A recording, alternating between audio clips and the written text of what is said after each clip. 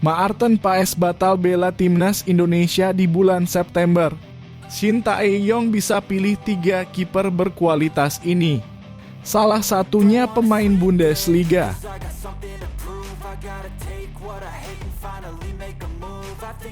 Meski lama tak dipanggil ke timnas Indonesia, Elkan Bagot dan PSSI masih berkomunikasi. Begini kondisinya.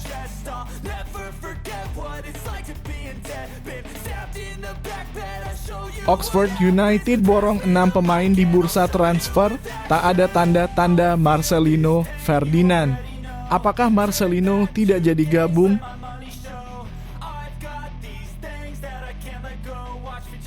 Nah, keren. Antusias warga Indonesia. Dianggap pahlawan negara, nama Shin Tae-yong diabadikan jadi lapangan sepak bola. Seperti apakah kondisinya?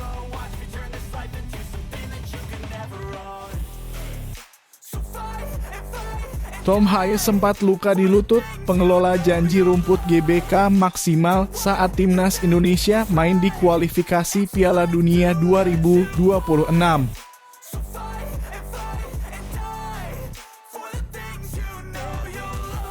Venue putaran ketiga kualifikasi Piala Dunia 2026 sudah keluar, timnas Indonesia main di sini.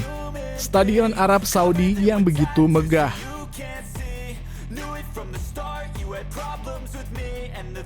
Pernyataan jujur gelandang diaspora timnas Indonesia U16 belajar taktik baru dari Nova Arianto. Formasinya beda dengan Amerika Serikat.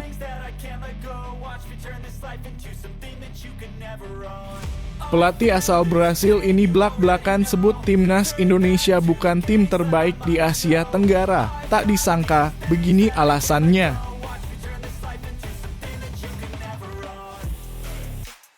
Kerap dikritik hingga dijuluki El Klemer, penyerang timnas Indonesia Rafael Struijk justru disandingkan dengan Kai Havertz.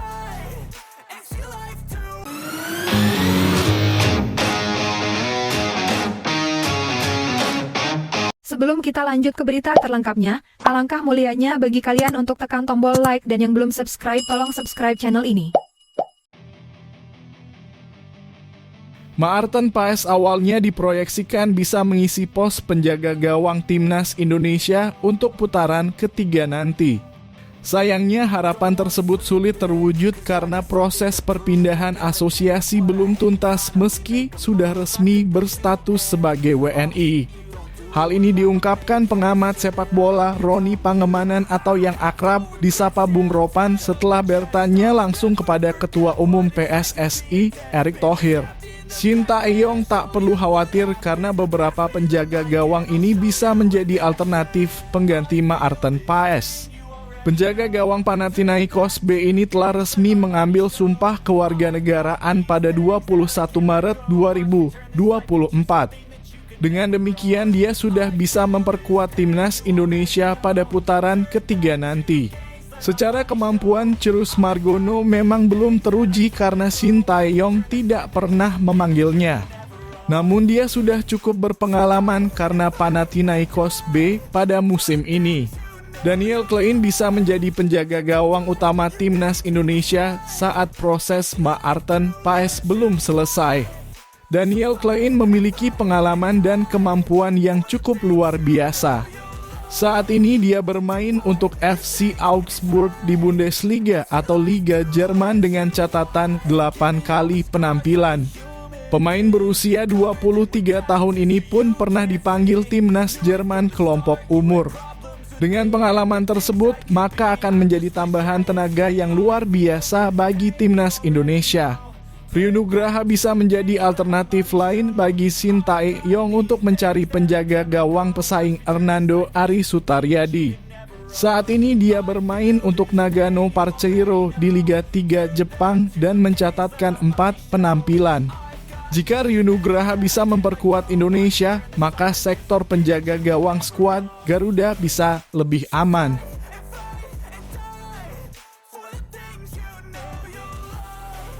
Pemain tim nasional Indonesia Elkan Bagot dipastikan masih menjalin komunikasi dengan PSSI meski pemain Ipswich Town itu sudah lama tak dipanggil ke skuad Garuda.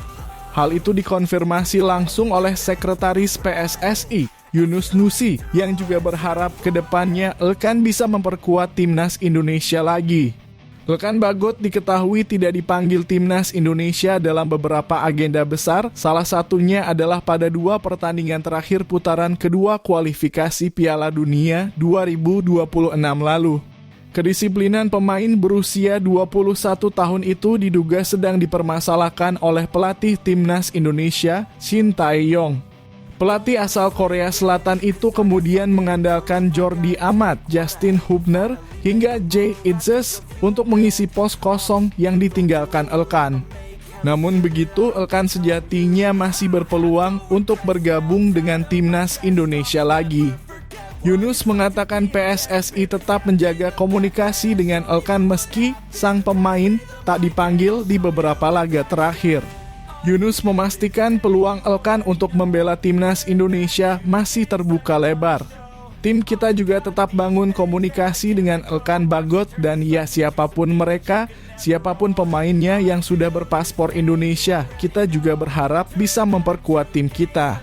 Elkan kemungkinan besar akan kembali membela timnas Indonesia di putaran ketiga kualifikasi Piala Dunia 2026 zona Asia. Skuad Garuda diketahui satu grup dengan Arab Saudi, Australia, Jepang, Cina, dan Bahrain di fase itu. Di fase itu, timnas Indonesia akan melakoni pertandingan pertama melawan Arab Saudi 5 September 2024, kemudian Australia 10 September 2024 pada September. Saat ini, Elkan sedang berfokus untuk mempersiapkan diri masuk skuad utama Ipswich Town.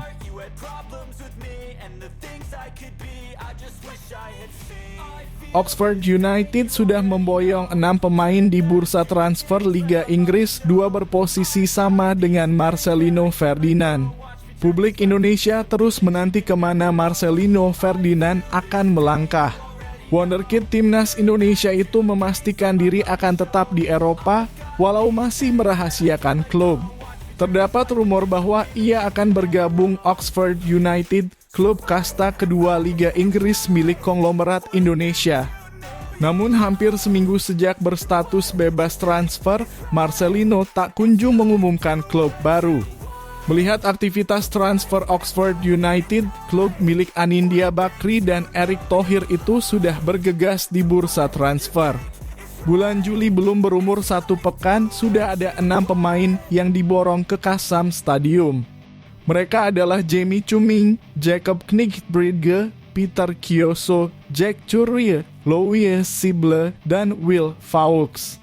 Tim asuhan Des Buckingham memang memerlukan upgrade instan untuk mengarungi divisi Championship usai promosi dari League One. Dari 6 pemain di atas, 2 pemain berposisi sama dengan Marcelino, yaitu Louis Sible dan Will Fawkes. Louis Sible merupakan pemain muda produk Akademi Derby County dan Will Fawkes adalah pemain 30 tahun yang melegenda di Rotherham dan Sheffield Wednesday. Kepindahan ke Oxford secara realistis akan membuat peluang bermain Marcelino menjadi lebih sulit. Divisi Championship bisa dianggap lebih tinggi dari KMS Kadeinze di Challenger Pro League Belgia, walau sama-sama kasta 2. Kabar baiknya Marcelino masih berusia 19 tahun sehingga bisa dimasukkan dalam skuad B yang dibatasi umur hingga 21 tahun. Pemain jebolan Persebaya itu belum mau membuka kartu masa depannya. Marcelino harus menentukan klubnya dengan bijak karena akan berpengaruh terhadap performa di timnas Indonesia. Indonesia akan mengarungi putaran ketiga kualifikasi Piala Dunia 2026 melawan tim elite Asia. Semakin cepat Marcelino punya klub baru saat pramusim baru dimulai, semakin besar peluangnya nyetel di klub baru.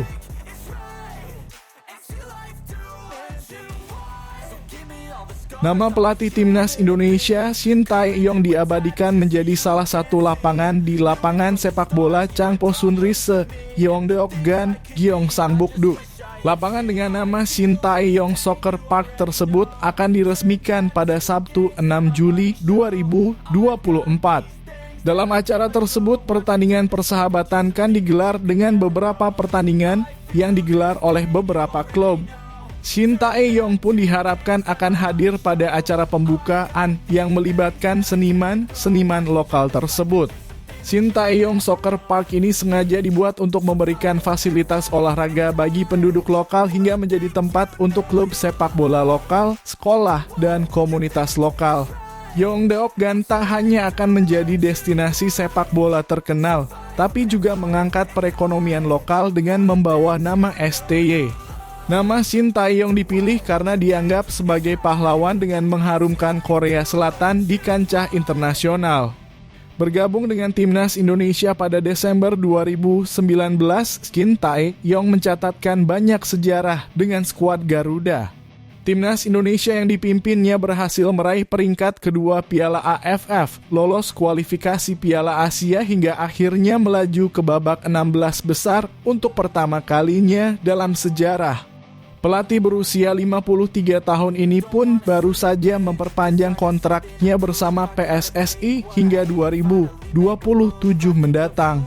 Tugas di depan mata pun sudah menanti sang pelatih dari mulai putaran ketiga kualifikasi Piala Dunia 2026, Piala AFF, hingga Piala Asia 2027.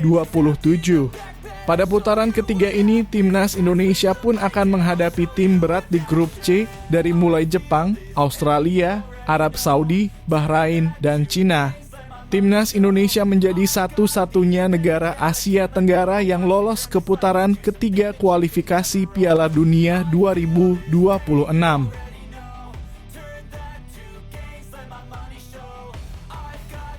Pengelola Stadion Utama Gelora Bung Karno berjanji akan melakukan perawatan maksimal jelang ronde ketiga kualifikasi Piala Dunia 2026 zona Asia. Pernyataan tersebut disampaikan oleh Sekretaris Jenderal PSSI, Yunus Nusi, saat ditanya soal perawatan rumput lapangan. Yunus Nusi mengaku bahwa pengelola SUGBK sudah berkomunikasi secara intens dengan PSSI. Pihak pengelola sudah berjanji agar rumput GBK bisa maksimal saat Timnas Indonesia tampil di ronde ketiga kualifikasi Piala Dunia 2026 zona Asia. Mereka janji sama kami bahwa insya Allah dimaksimalkan penyelesaian khusus mengenai rumputnya. Yunus Nusi berharap pengelola GBK bisa berkomitmen penuh untuk memperbaiki kondisi lapangan. Seperti diketahui, publik sempat memberikan sorotan kepada kondisi rumput Stadion Utama Gelora Bung Karno, Jakarta. Timnas Indonesia saat itu tampil menjalani ronde kedua kualifikasi Piala Dunia 2026 zona Asia. Dalam pertandingan kontra Irak dan Filipina, rumput stadion berkapasitas 70 ribuan penonton itu dalam kondisi yang buruk. Kedua tim tidak nyaman dalam mengalirkan bola saat menjalani laga di GBK. Kondisi tersebut memicu amarah dari publik di media sosial. Puncak kemarahan publik terjadi usai Tom Haye mengalami luka di bagian lututnya. Saat itu Tom Haye berhasil cetak gol pertama untuk Timnas Indonesia saat jumpa Filipina pada 11 Juni 2024. Tom Haye melakukan selebrasi meluncur dengan kedua lututnya seperti yang biasa dilakukan di Liga Belanda. Selebrasinya tidak semulus biasanya dan kedua lututnya pun mengalami luka. Memang kami harap rumputnya tidak sama seperti yang waktu lawan Irak dan Filipina. Pengelola GBK sudah komitmen untuk memperbaiki dan membenahi. Yang terbaiklah pokoknya. Timnas Indonesia belum menggunakan untuk Stadion Utama Gelora Bung Karno, Jakarta untuk laga kandang perdana ronde ketiga. Laga kandang perdana Timnas Indonesia bakal dilangsungkan pada 10 September 2024. Paus Fransiskus bakal berkunjung ke Jakarta pada 3 hingga 6 September 2024. Sebagai gantinya, PSSI bakal menunjuk Stadion Gelora Bung Tomo, Surabaya. Stadion Gelora Bung Tomo sudah digunakan dalam beberapa pertandingan internasional dari Timnas Indonesia.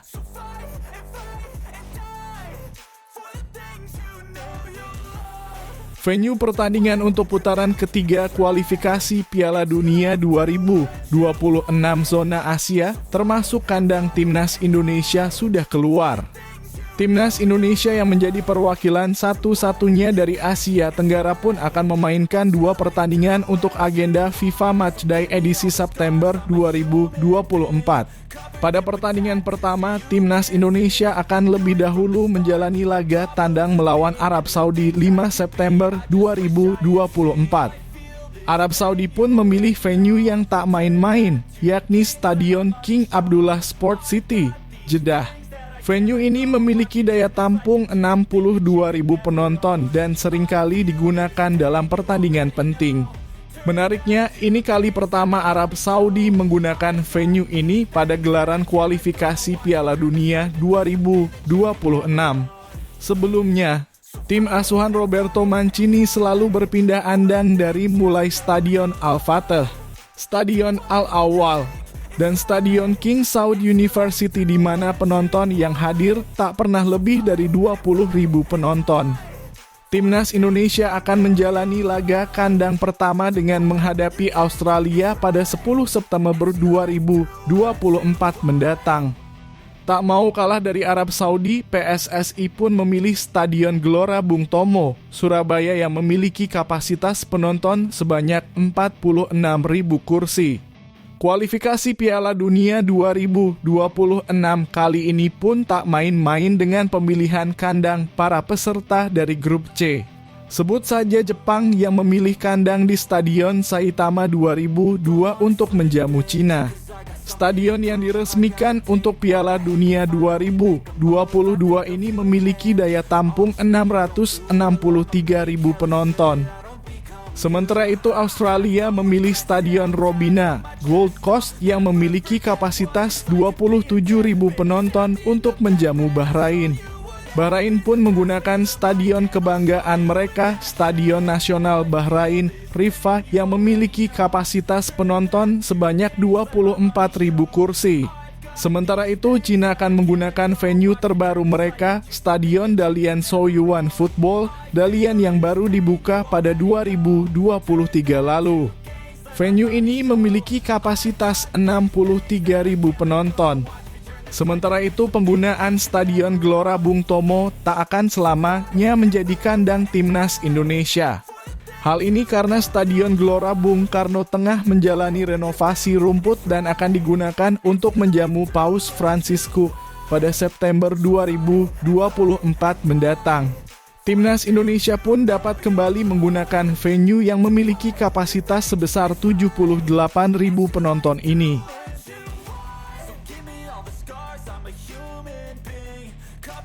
Gelandang diaspora Timnas Indonesia U16, Lukas Rafaeli harus berusaha agar bisa beradaptasi dengan formasi yang diterapkan Nova Arianto pada Piala AFF U16 2024. Pasalnya, Lukas Lee harus bermain dengan gaya permainan yang berbeda bersama Timnas Indonesia U16. Bersama klubnya di Amerika Serikat, yakni The Anza Force, dia biasanya mengisi posisi sebagai gelandang bertahan.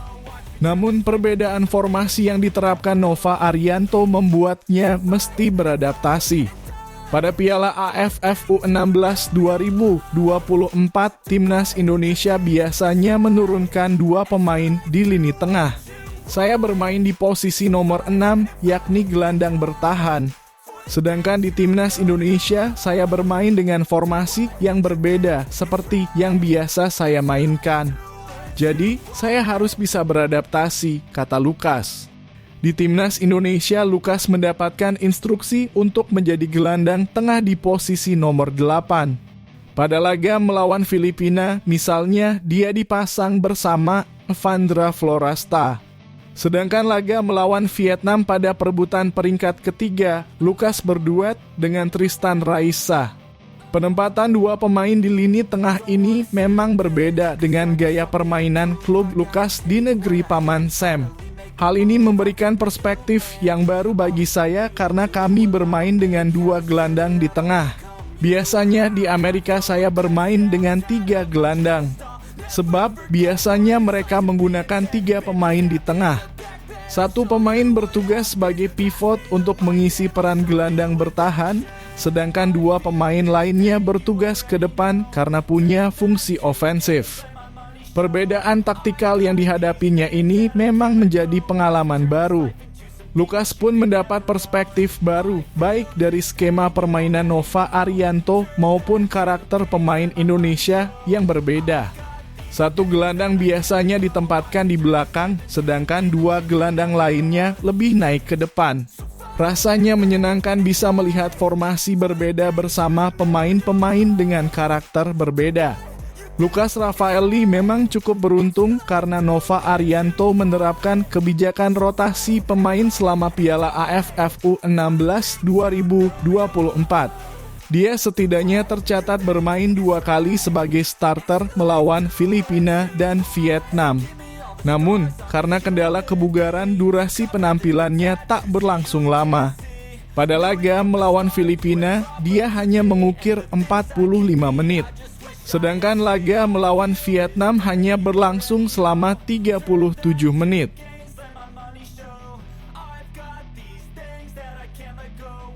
Pelatih asal Brasil, Jackson F. Thiago mengatakan timnas Indonesia belum menjadi raja Asia Tenggara meski lolos ke putaran ketiga kualifikasi Piala Dunia 2026 zona Asia. Keberhasilan timnas Indonesia bersama Shin Tae-yong dalam beberapa turnamen terakhir memunculkan diskusi menarik soal level skuad Garuda di level Asia Tenggara. Jackson F. Thiago mengatakan klaim timnas Indonesia sudah menjadi raja Asia Tenggara tidak sepenuhnya benar. Sebab masih perlu diuji untuk mendapat status tersebut. Kalau saya sebenarnya itu kita belum menguji seperti itu, ujar Jackson F. Thiago. Dia menilai Shin Tae-yong sebenarnya sudah membawa level sepak bola Indonesia melampaui level Asia Tenggara dengan meraih beberapa prestasi. Salah satu yang paling fenomenal adalah dengan menjadi tim satu-satunya di Asia Tenggara yang berhasil menembus putaran ketiga kualifikasi Piala Dunia 2026. Thailand yang dianggap raja Asia Tenggara selama ini juga gagal mencapai prestasi tersebut. Vietnam dan Malaysia yang selama ini menjadi rival berat Indonesia gagal meraihnya. Kalau saya selalu bilang bahwa kita tidak membahas Asia Tenggara lagi. Karena itu tadi, dia mampu membawa Indonesia ke sebuah level yang sebenarnya Asia Tenggara sudah tidak penting, katanya. Mantan pelatih Persipura Jayapura ini menyatakan timnas Indonesia mungkin bukan yang terbaik di Asia Tenggara. Akan tetapi dia melihat STY tidak peduli dengan status itu. Boleh dikatakan bukan yang terbaik, tetapi sudah tidak penting lagi karena visi dari beliau mencapai level yang lebih tinggi lagi. Makanya kalau saya sebenarnya debat Asia Tenggara ini valid, jelas valid. Tetapi kalau saya menilai justru kekuatan kita sekarang layak diuji dengan level yang lebih tinggi lagi di Asia.